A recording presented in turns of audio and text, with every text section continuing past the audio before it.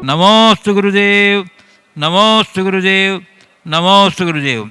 चलिए अब मैं आपको लिए चलता हूँ शंका समाधान की ओर। गुरुदेव, प्रथम प्रश्न के लिए मैं प्रस्तुत कर रहा हूँ बिनौली पाकपत यूपी से श्री नितिन जैन कह रहे हैं।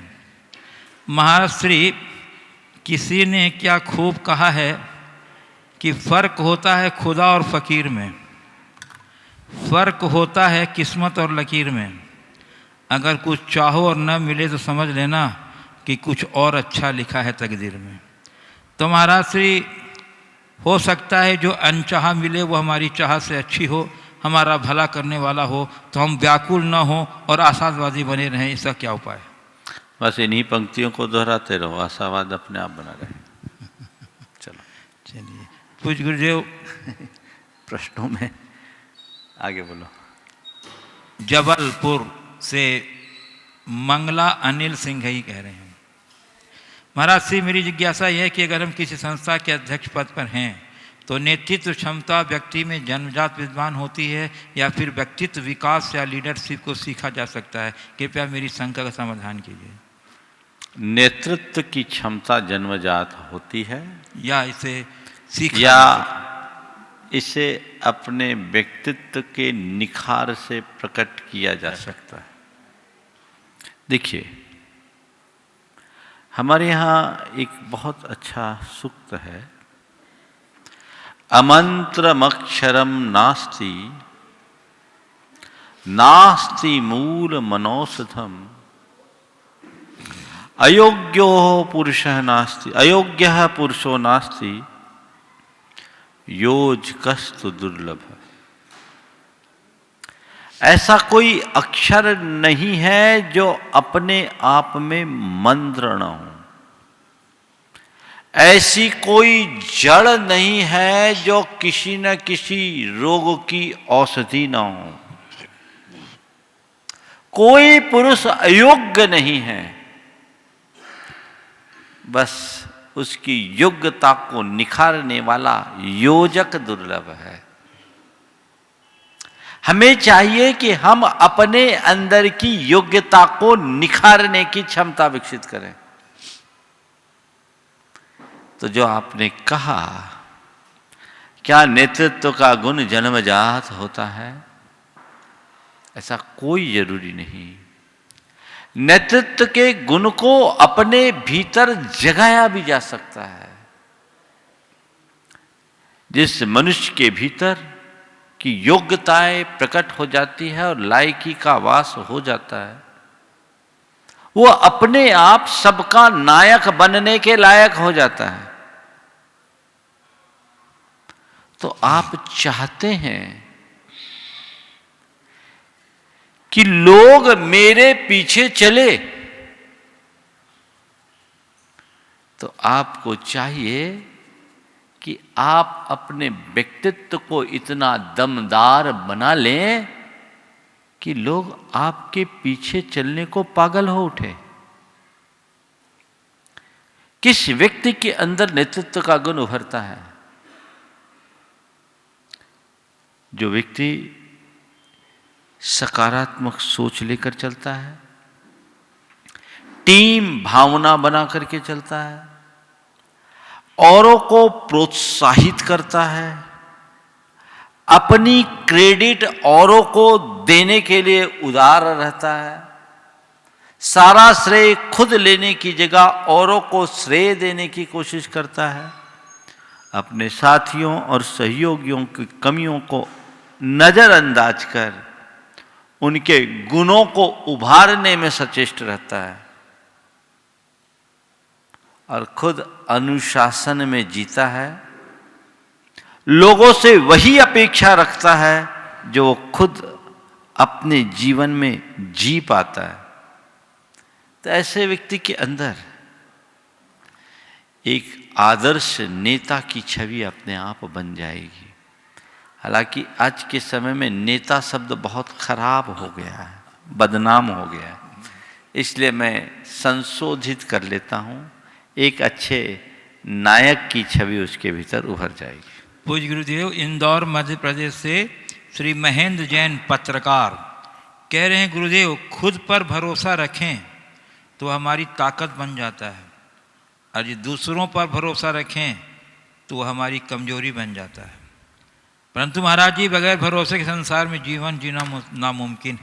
महाराज जी, हमारा भरोसा कैसा हो, भरोसे में किस प्रकार परीक्षा हो, और भरोसे की अधिकतम सीमा क्या हो, कृपया मार्गदर्शन करें। खुद पर भरोसा रखे तो ताकत बन जाए, और दूसरों पर भरोसा रखे तो कमजोरी बन जाए। अब भरोसा के बिना जिंदगी चल नहीं सकती, तो आखिर भरोसा कैसा हो, किस पर हो और किस कैसा प्रकार हो? मैं तो यही कहूँगा, जिसका खुद पर भरोसा होता है उसे और किसी के भरोसे की जरूरत नहीं पड़ती। हाँ, ऐसा व्यक्ति औरों के भरोसे का आधार जरूर बन जाता है। तो हमें चाहिए कि हम खुद पर भरोसा रखें, पूरी मजबूती के साथ भरोसा रख करके चले, जिससे हम अपने जीवन को कामयाबी के शिखर तक पहुंचा सकें। पूज्य गुरुदेव, चंदेरी मध्य प्रदेश से श्रीमती विनीता जैन कह रही हैं मुझे, महाराज श्री, किसी ने कहा कि पैर को लगने वाली चोट संभल कर चलना सिखाती है, और मन को लगने वाली चोट समझदारी से जीना सिखाती है। तो महाराज श्री, बिना चोट लगी समझदारी से कैसे जिया जा सकता है? बहुत अच्छी बात कही है। पैर को लगने वाली चोट संभल कर चलना सिखाती है, और मन को लगी चोट समझदारी से जीना सिखाती है। तो बिना चोट लगे समझदारी से संभलना और समझदारी हमारे भीतर कैसे घटे? बात सीधी है, चोट के बिना खोट नहीं निकलती। समझ गए? कसौटी पर कसे बिना सोने का रूप नहीं निखरता, तपाए बिना सोने की कालिमा किट्टमा नहीं गलती। खोट को निकालने के लिए चोट सहना जरूरी है। किसी शिल्प पर, पत्थर पर जितना अधिक छेने हथौड़ी का प्रहार होता है, उसे तरासा जाता है, उसका रूप उतना ही निखरता है। कोई पत्थर ये सोच ले कि मुझे कोई प्रहार न करे, तो उससे क्या होगा? उसकी खोट नहीं निकलेगी, वो अपने आप को सुरक्षित नहीं रख सकेगा, उसका रूप नहीं निखरेगा। जो पत्थर शिल्पी के प्रहार को सहते हैं, भगवान की तरह पूजे जाते हैं, और जो उससे दूर हटते हैं तो सड़क के ठोकर बनकर रह जाते हैं। तो हमें चाहिए, हम चोट से घबराए नहीं। एक चोट है जो हमें निखारती है, और एक चोट है जो हमें तोड़ती है। हमेशा चोट खाओ, पर इस तरह कि तुम निखर उठो। ऐसी चोट से बचो जिससे तुम बिखर जाओ।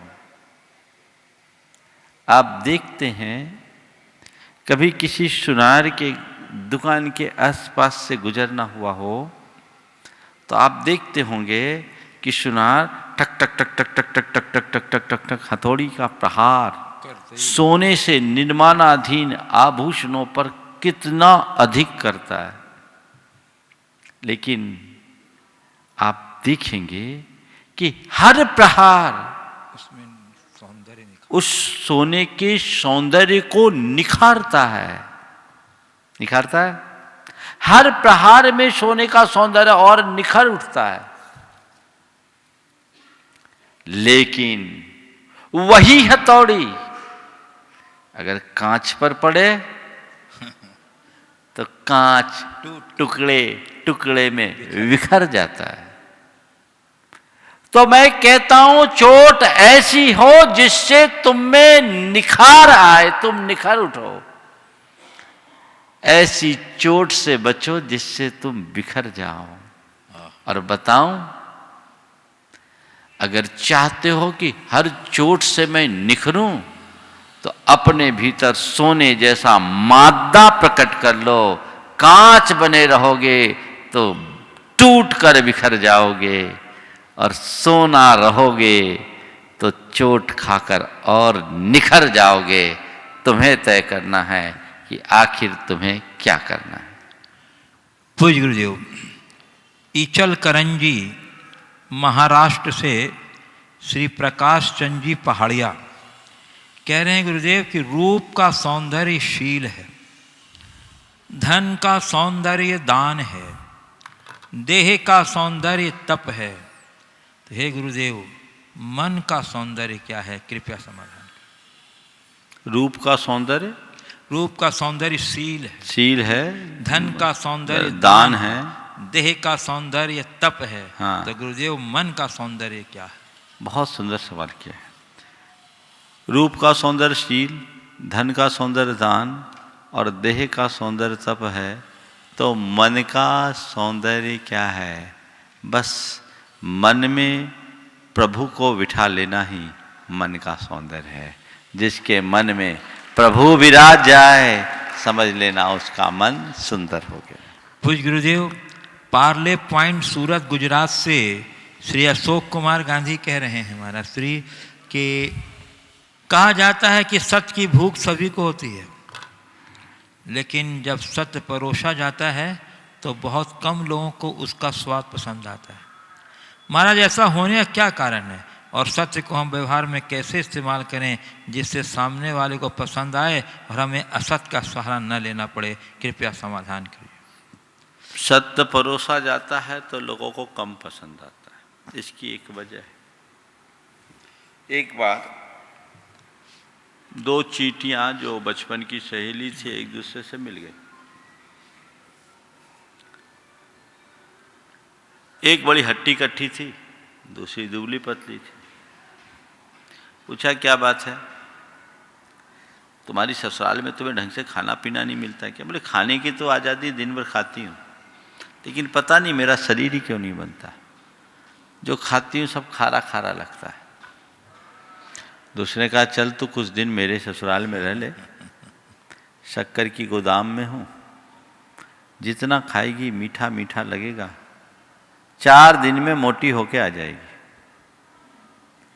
अपनी सहेली के कहने से चींटी नमक के गोदाम से शक्कर की गोदाम में आ गई। सहेली ने कहा, ले, जितना शक्कर का आनंद लेना ले ले, जी भर कर ले। पर उसने शक्कर में मुंह डाला, कहा, यहां तो वही स्वाद है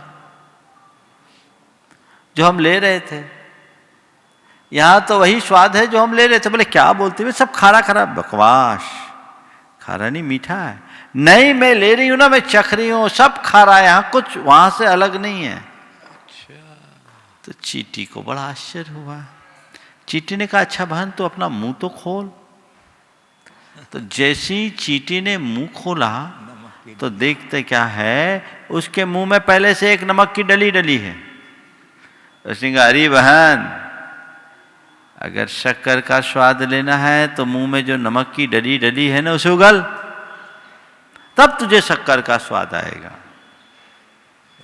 बात कुल इतनी ही है, जब तक असत्य की डली मुंह में डली रहेगी, सत्य का स्वाद आ ही नहीं सकता। तो सत्य के स्वाद को लेने के लिए हमें अपने आप को पूर्णतः सत्यनिष्ठ बनाना होगा, सत्य श्रद्धानी होना होगा। केवल बोलने से सत्य का स्वाद नहीं आता।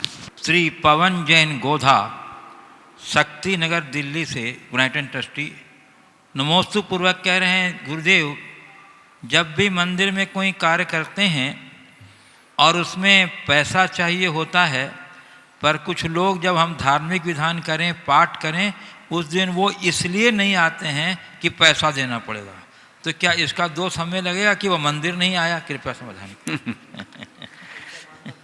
ये समस्या तो बहुतों की है। कुछ लोग तो बोलते हैं, जो विशेष सामाजिक कार्यकर्ता होते हैं, धार्मिक सामाजिक गतिविधियों में सहभागिता रहती है, बोलते हैं, महाराज हम लोग देख के लोग दाएं बाएं हो जाते हैं। बोले, क्यों? बोले, अभी हम देखेंगे कहीं हमसे कुछ ले ना ले। ये धारणा उचित नहीं। लोगों को दान हर्षपूर्वक देना चाहिए और ऐसे लोगों का आभारी होना चाहिए जिनके निमित्त से आपका धन अच्छे कार्यों में लग रहा है। उनके प्रति दूसरे तरह का भाव रखना कतई उचित नहीं है। हमें पूरी तरह सकारात्मक होकर के चलना चाहिए और सकारात्मकता से ही उनके साथ पेश आना चाहिए। तो वैसा भाव बनाकर हम चलेंगे तो कहीं कठिनाई नहीं होगी। अभी जैसा बताया कि लोग कहते हैं कि हम लोग देख के अलग हो जाते हैं। एक सज्जन ने एक व्यक्ति का परिचय देते हुए कहा, वो समाज के एक थे, समर्थ पर साधारण। साधारण मतलब समाज में ज़्यादा नामचीन नहीं थे, सामर्थ्य प्रबल थी। उस व्यक्ति का परिचय देते हुए मुझसे कहा, महाराज जी ये एक शख्स हैं, इनने कह रखा है भैया जब भी कोई धार्मिक सामाजिक कार्य हो, अच्छा कार्य हो, हमें जरूर याद करना, सबसे पहले हमें याद करना, तुम लोग बड़ा अच्छा काम करते हो और तुम लोगों के हाथ से पैसा लगा के हमें खुशी होती है, हम नहीं कर सकते, तुम्हारे माध्यम से हो रहा है। ये एक सोच है, ऐसे व्यक्ति की सोच जो अपने धन का सदुपयोग करना चाहते हैं। जो धन का सदुपयोग करना चाहते हैं वो देते हैं, उदारता से देते हैं, खुद आगे बढ़कर देते हैं। और जिनका मन धन में आसक्त होता है वो देते नहीं हैं, उन्हें देना पड़ता है। कदाचित दे भी दें तो कहेंगे फंस गए। तो दान दे करके भी अंदर अफसोस महसूस करेंगे, तो उनके लिए लाभ नहीं होगा। जहां तक सवाल है अच्छे कार्य होने पर लोगों का कतराने का, ये गलत है। आपसे कोई दान मांगे तो कोई जरूरी थोड़ी कि आप दान दो ही। आपकी इच्छा होनी चाहिए, मेरी इच्छा हो, मेरी अनुकूलता हो, मेरी भावना है तो मैं दान दूंगा, नहीं तो मैं विनम्रता पूर्वक हाथ जोड़ लूंगा। मैं तो हमेशा कहता हूं समर्थ हो, भावना हो तो हाँ बोलो और ना हो तो हाथ जोड़ो, काम खत्म। लटकाने का काम ही नहीं। आप ना करो ना, आपको ना करने में इतनी कठिनाई कि भगवान का मंदिर ही छोड़ रहे हो। क्यों मंदिर छोड़ रहे हो? दूसरी बात, कार्यकर्ताओं को भी चाहिए दबाव पूर्वक, बल पूर्वक कभी किसी से दान राशि न मांगे, बलपूर्वक दान राशि न मांगे। यदि किसी के साथ ऐसा हो, आप निवेदन कर सकते हो, अपने उद्देश्य की जानकारी उन्हें दे सकते हो, लेकिन उन्हें दान देने के लिए बाध्य नहीं कर सकते। समझ गए? तो दबाव पूर्वक दान मांगना नहीं चाहिए, दबाव में दान देना नहीं चाहिए, और दान देना न पड़े इस भय से मंदिर से दूर नहीं भागना चाहिए। इसलिए इसमें पवन भाई ने बोला हमें को तो पाप नहीं लगेगा। भैया तुम्हें कोई पाप नहीं लगेगा, तुम तो उसको और एक नया पुण्य देने का अवसर पा रहे थे। पापोदय तो उस व्यक्ति का है जिसके अंदर दुर्बुद्धि है। हाँ, पीछे मत पड़ना, प्रेरणा देना, निवेदन करना, अनुरोध करना, और जो देव से सहज रूप से स्वीकार लेना। श्री सुनील अजमेरा, हजारीबाग, संयुक्त महामंत्री श्री गुणायतन। परम पूज्य मुनिवर 108 प्रमाण सागर जी महाराज, हर सागर जी महाराज के चरणों में दिगंबर जैन पंचायत हजारीबाग का नमोस्तु नमोस्तु नमोस्तु।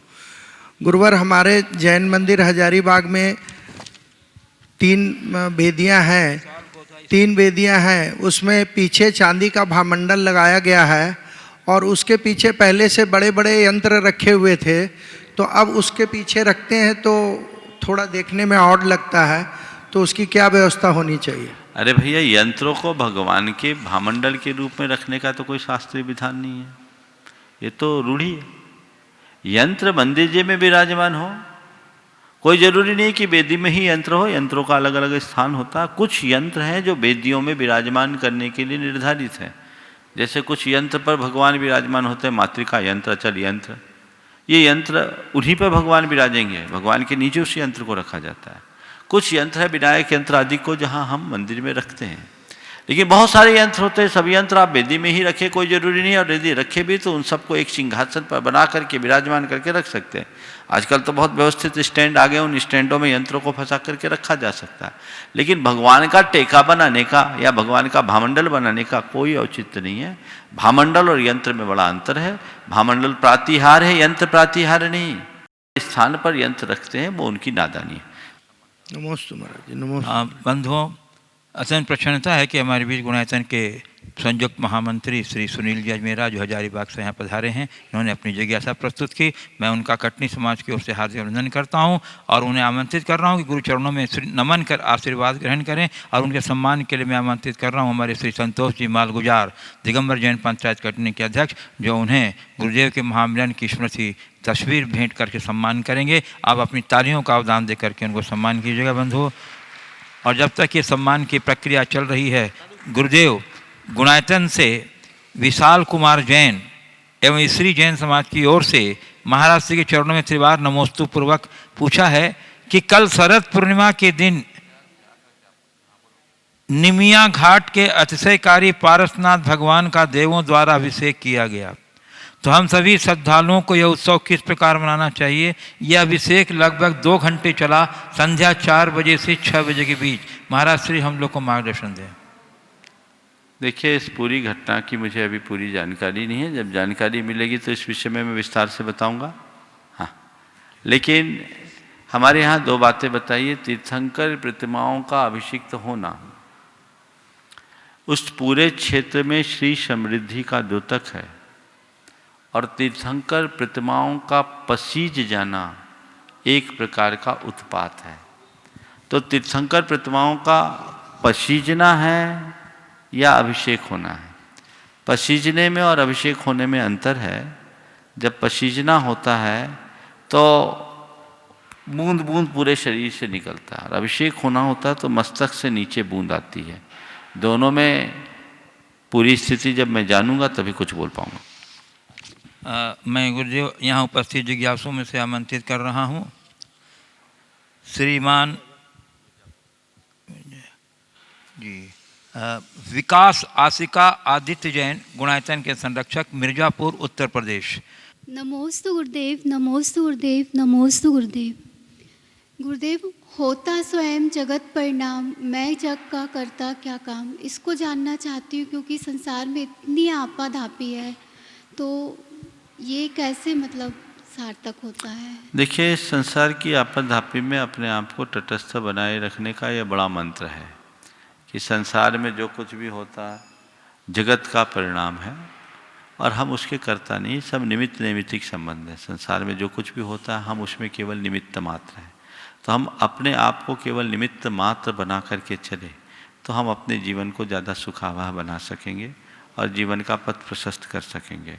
ये बहुत बड़ी सच्चाई है। हमारे किए कुछ होता नहीं और हमारे रोकने से कुछ रुकता नहीं।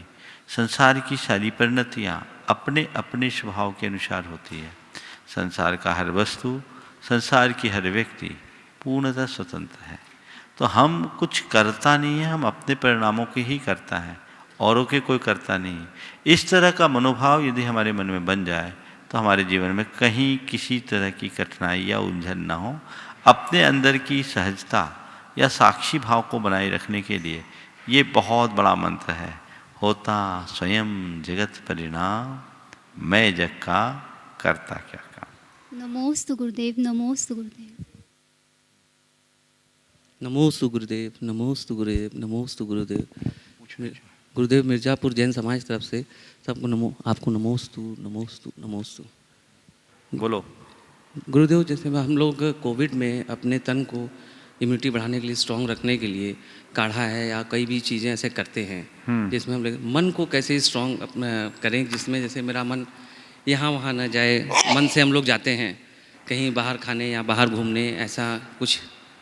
बहुत अच्छा सवाल किया है कि हम अपने शरीर की इम्यूनिटी बढ़ाने के लिए तो बहुत सारी चीज़ें लेते हैं, बहुत से सप्लीमेंट लेते हैं, पर मन को स्ट्रॉन्ग करने के लिए हम क्या करें, उसके लिए हमें क्या करना चाहिए। देखिए, मन को मजबूत बनाने के लिए हमें मन को ऐसा मोटिवेशन देना चाहिए। भावना योग कीजिए, मन की इम्यूनिटी बहुत स्ट्रांग होगी, समझ गए। जी। फिर आप अपने आप पर नियंत्रण रखने में पूरी तरह समर्थ हो जाएंगे, उसके लिए अभ्यास चाहिए।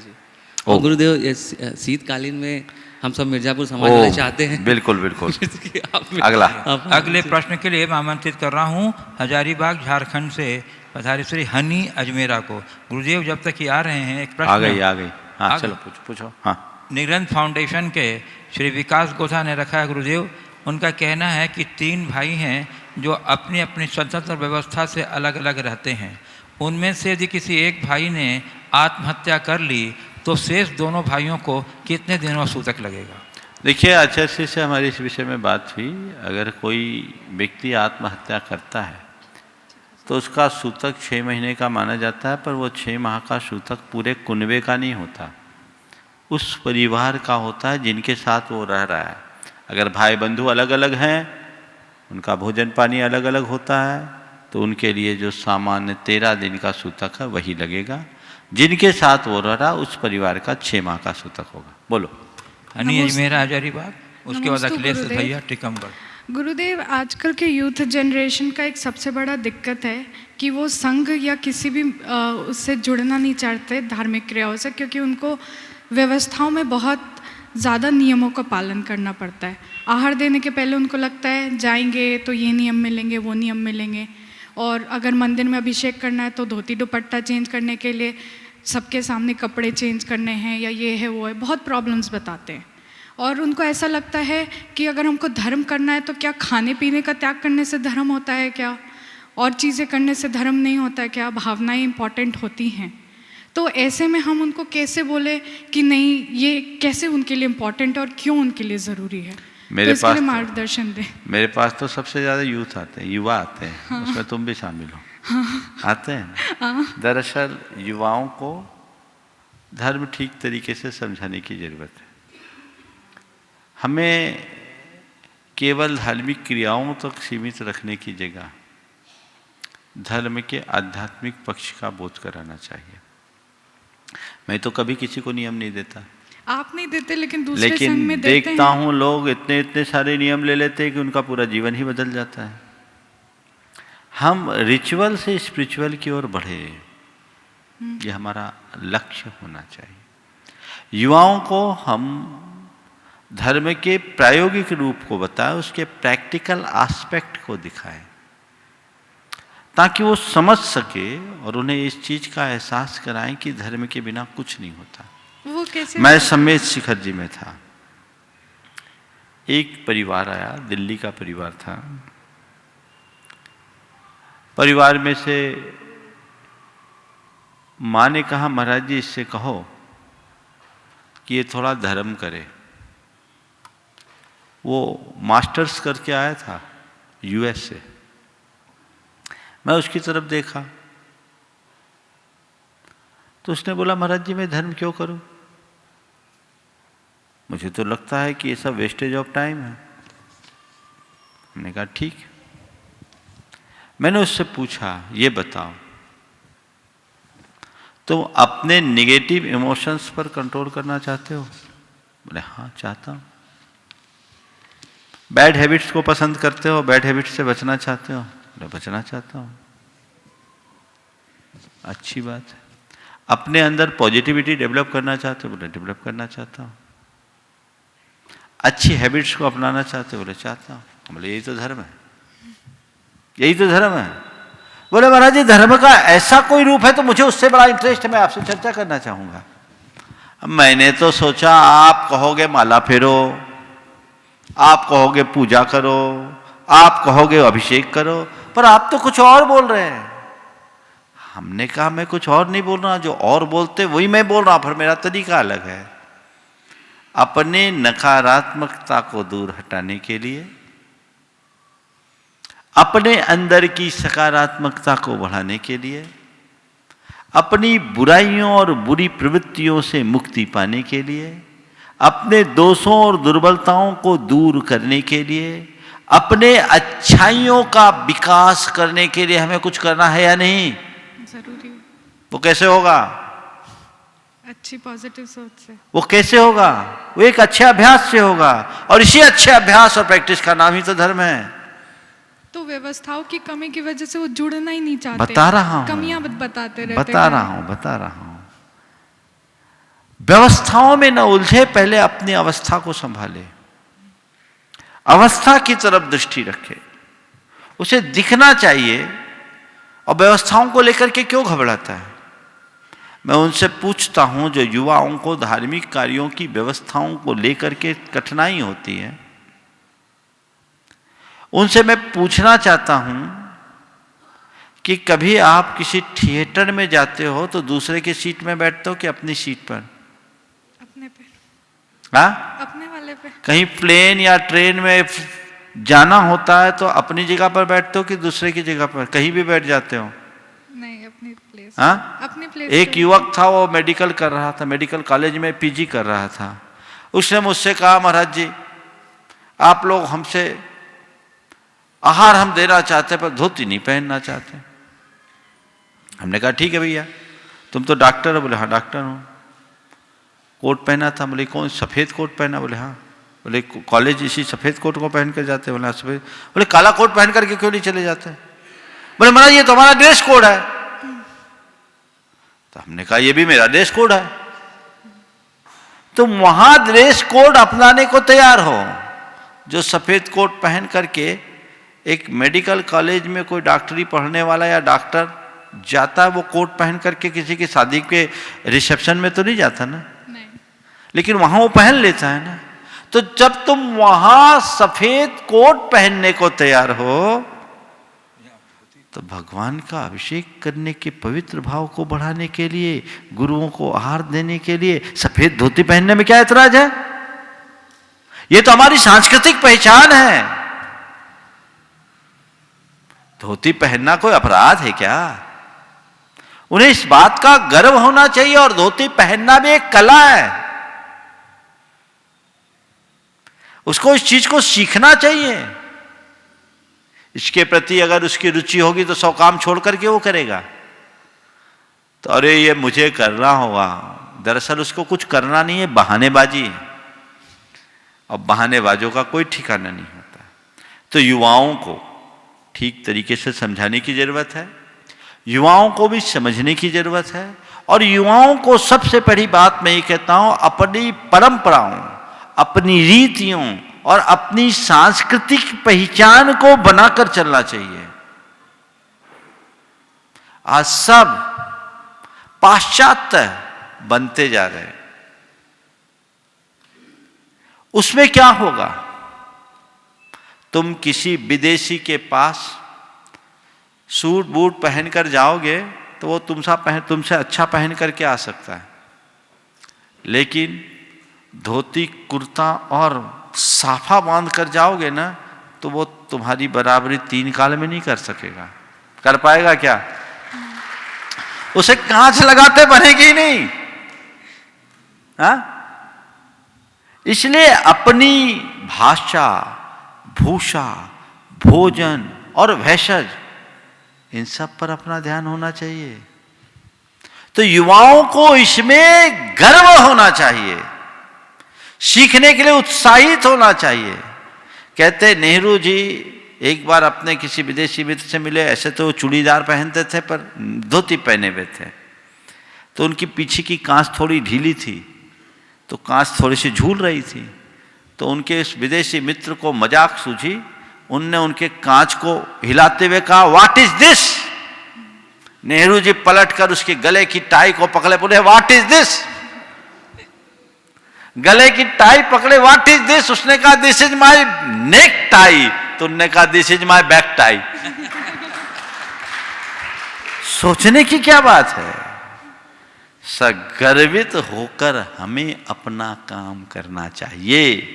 इसलिए मैं तुम्हारे सवाल के माध्यम से उन तमाम युवाओं से कहता हूं कि तुम धार्मिक क्रियाओं से दूर मत भागो।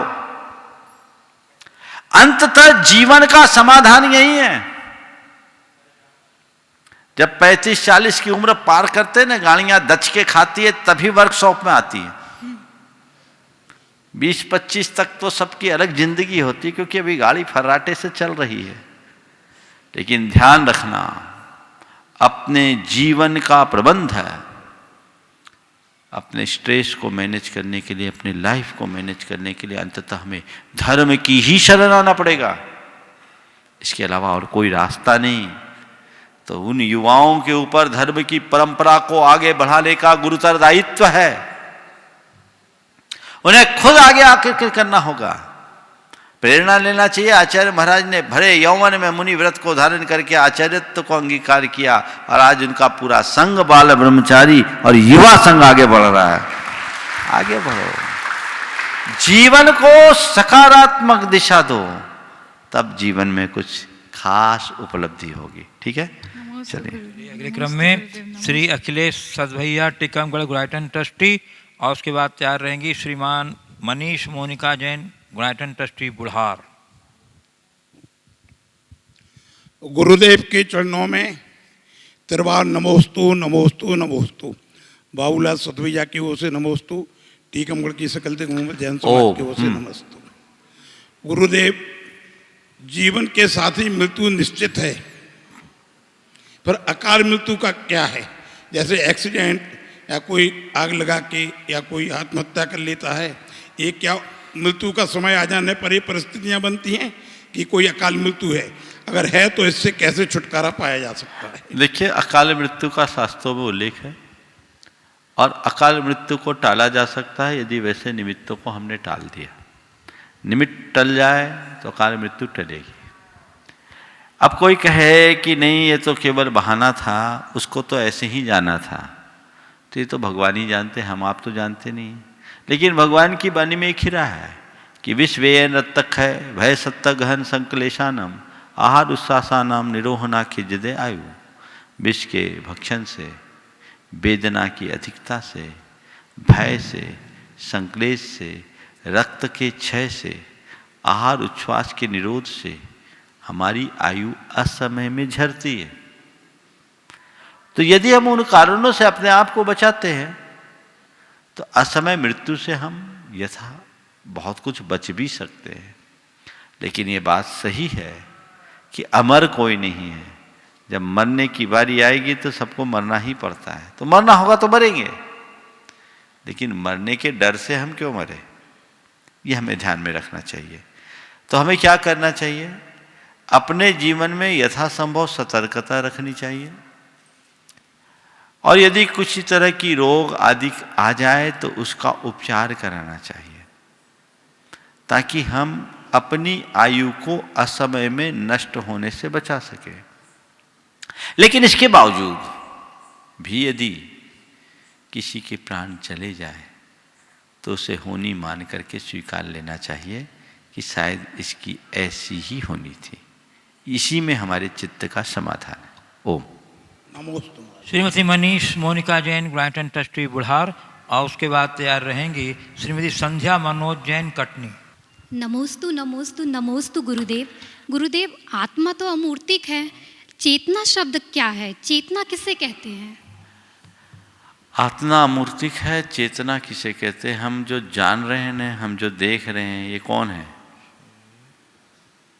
यही आत्मा है, समझ गए? यही चेतना है। नमोस्तु गुरुदेव। श्रीमती संध्या मनोज जैन कटनी से तैयार रहेंगी श्रीमती सुषमा शरद जैन जबलपुर। हमारे आराध्य गुरु द्वय के चरणों में नमोस्तु नमोस्तु नमोस्तु। महाराज जी, मैं समाज सेवा के विभिन्न कार्य करती रहती हूँ और यह मेरी हॉबी हो गई है। महाराज जी, जब मैं अब कोई अच्छा कार्य करती हूँ और उसमें यश नहीं मिलता है तो मैं हतोत्साहित हो जाती हूँ। तो कैसे बचूं गुरुजी, और मैं समाज सेवा की इस हॉबी को क्रिएटिविटी में कैसे बदल दूं? आप मार्ग प्रशस्त करें। देखो, मैं तो एक कहता हूँ, एक बुजुर्ग थे, वो कहा करते थे कि उसी व्यक्ति को समाज सेवा करना चाहिए जो अपना यश मरने के बाद चाहता है। क्या कह रहा हूँ? उसी व्यक्ति को समाज सेवा का रास्ता चुनना चाहिए जो मरने के बाद अपना यश चाहता है, क्योंकि जीते जी तो यश मिलना नहीं है, जीते जी आलोचना मिलनी है। तो थोड़ी चमड़ी मोटी कर लो, तभी समाज सेवा का सही अर्थ में काम कर सकोगे।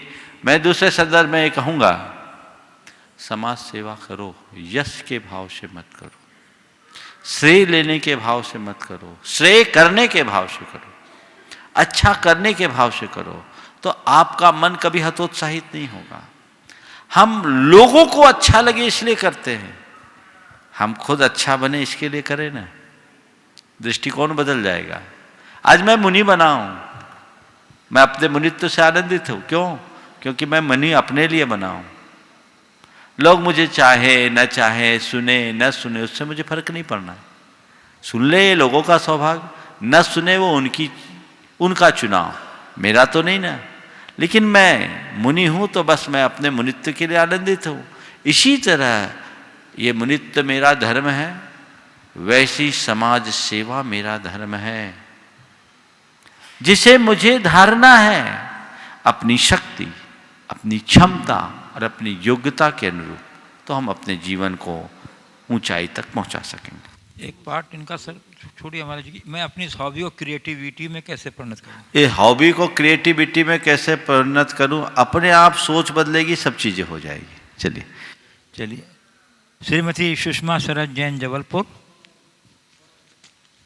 इसके बाद गुरुवर द्वय के चरणों में तीवार नमोस्तु में नमोस्तु नमोस्तु। गुरुवर, मेरा प्रश्न यह है कि उच्च प्रवृत्ति का जीवन जीना कठिन है, फिर भी गुरुदेव आप सभी आसान जीवन जीने की बजाय कठिन जीवन जीना ही क्यों पसंद करते हैं? किसने कहा हमारा जीवन कठिन है? बोलो, हिंसा करके जीना कठिन है कि अहिंसा में जीना कठिन है? अहिंसा में जीना। झूठ बोल करके जीना कठिन है कि सच्चाई के पथ पर चलना कठिन है? सच्चाई के पथ पर चलना। चोरी करना, बेईमानी करना का रास्ता कठिन है या ईमानदारी से जीना कठिन है? ईमानदारी से। अनाचारी, पापी, पाखंडी, व्यभिचारी बन करके जीने वाला का जीवन अच्छा है या शील, सदाचार और ब्रह्मचर्य के साथ जीने वाला? शील, सदाचार, ब्रह्मचर्य। बहुत ज्यादा धन पैसे की लालसा में पागल होने वाला सही है या इन सब से मुंह मोड़कर अपने में रमने वाला सही है? अपने में रमने वाला। तो बोलो, कठिन हम है कि तुम? चलो आगे। नमोस्तु गुरु। सब जानते हैं। श्रीमती सपना जैन, पहले मैं श्रीमती सपना जैन, दिनेश जैन, ग्रांटेड ट्रस्टी सतना, जब तक पहुंच रहे हैं तब तक मैं गुरुदेव अरहत सागर जी महाराज चरण कमलों में प्रार्थना निवेदित करता हूं कि हे गुरुदेव। पहले वहां ले ले, पहले वहां ले ले। हाँ। मुनिद्वय के चरणों में बारंबार मेरा कोटि कोटि नमन मेरे परिवार का। मुनि श्री, हम सम्यक दृष्टि हैं या मिथ्या दृष्टि, क्या जान सकते हैं? यदि नहीं जान सकते तो क्यों, और जान सकते हैं तो कैसे? हम सम्यक दृष्टि है, मिथ्या दृष्टि है, यथार्थ तो इसका ज्ञान सर्वज्ञ भगवान को ही होता है, हम आपको नहीं। दिव्य ज्ञानियों के ज्ञान का विषय है, अवधि ज्ञानी मना पर ज्ञानी कोई भी जान सकते हैं, लेकिन हम अपने आप को जान सकते हैं। कैसे जान सकते हैं? हमारे अंदर सम्यक्तोचित क्रियाएं और सम्यक्तो संबंधी गुण हैं या नहीं, ये हम परख लें। यदि हैं तो अपने आप को सम्यक दृष्टि माने और उसे जीवन की एक अमूल्य निधि मान करके उसे संभालें। समझ गए? मैं अपने आप को हर पल रत्नत्रय से युक्त मानता हूँ और अपने आप को भाग्यशाली मानता हूँ कि जिन संसार में अत्यंत दुर्लभ रत्नत्रय की अमूल्य निधि मेरे पास है, जिसे मुझे संभाल कर रखना है। महाराज, ऐसा तो कह नहीं सकते कि आपके पास सम्यक दर्शन है या नहीं। मुझे नहीं मालूम, पर मुझे पक्का भरोसा है कि मैं सम्यक दृष्टि हूँ और मैं मोक्ष मार्ग में आगे चलूँगा, आखिरी सांस तक इसे बचा कर ले चलूँगा। और मेरा यही विश्वास मुझे मेरे मार्ग में टिकाया है। यदि ये मेरा विश्वास थोड़ा सा भी लचीला हो जाए, लड़खड़ा जाए, तो मैं सोचूंगा बिना सम्यक दर्शन के तो कितना भी तप कर लूँ कुछ होना ही नहीं है। क्यों मुनि बनूं, छोड़ो छाड़ो, रम जाऊं भोगों में, ये सब तो ऊपर की चीज़ें हैं। जब मुझे कुछ मिलना ही नहीं है तो मैं क्या करूं? बोलो, ऐसे में फिर मेरा उत्साह मेरे मार्ग में रहेगा क्या? नहीं रहेगा। इसलिए हर धर्मी को हमेशा अपने आप को सम्यक से जोड़ कर चलने चाहिए और मिथ्यात्व और मिथ्यात्व संबंधी क्रियाओं से दूर रहना चाहिए। चलिए। परम पूज्य मुनिवर श्री अरहत सागर जी महाराज चरणों में प्रार्थना। नमोस्तु महाराज श्री। क्या शुद्ध आत्मा में भी निमित्त का प्रभाव देखा जाता है, तो वह कैसे संभव है? नमोस्तु। अरे शुद्ध आत्मा में भी निमित्त का प्रभाव तो दिखता ही। देखो सिद्ध परमात्मा धर्मास्तिकाय से ऊपर नहीं जा, लोक के अंत भाग से ऊपर नहीं जा पाते। क्यों नहीं जा पाते? धर्मास्तिकाया भावा, धर्मास्तिकाय का अभाव हो जाने के कारण वो नहीं जा पाते। तो निमित्त कुछ नहीं करता, यह अवधारणा गलत है, और निमित्त ही सब कुछ करता है, ये सोच भी गलत है। मतलब व्यवहार दृष्टि से। मैं अगले प्रश्न के लिए आमंत्रित करता हूँ श्रीमती कल्पना प्रदीप जैन गुड्डू सतना। पूज्य मुनि श्री जी के श्री चरणों में मेरी माँ की ओर से और पवन ट्रेडिंग परिवार की, समस्त पवन ट्रेडिंग परिवार की ओर से त्रैवार नमोस्तु नमोस्तु नमोस्तु। संघ का समाधान बोलो जल्दी से। महाराज श्री, प्रथमानुयोग के एक ग्रंथ में, मतलब प्रथमानुयोग को स्वाध्याय करते समय ये आता है कि रावण ने जब सीता का हरण किया तो परस्त्री हरण के कारण उनकी घोर निंदा हुई और नरक गति का बंध भी हुआ। और वहीं जब प्रद्मन चरित पढ़ते हैं तो उसमें प्रद्मन के जी ने मधु राजा की पत्नी का भी हरण किया था। तो महाराज जी, और उनको तो देखिए बिल्कुल मधु कैटभ ने हरण किया, लेकिन बाद में उसने उसका प्रायश्चित करके तपस्या किया। उसकी आयु नहीं बंधी, अगर आयु बंध गई होती तो शायद वो भी जाता, लेकिन वो गलती करके अपने आप को सुधार लिया। रावण सुधरा नहीं, अगले भाव में सुधरेगा तो वो भी तीर्थंकर बनेगा। तो मनुष्य गलती करे नहीं, और गलती करे तो यथासंभव से सुधारे, उसी में उद्धार है। प्रायश्चित करे जिससे जीवन का कल्याण है। इस प्रकार आज के सत्र को परम पूज्य गुरुदेव के चरणों में नमन अर्पित करते हुए यहीं पर विराम। बोलिए परम पूज्य आचार्य गुरुवर श्री विद्यासागर जी में।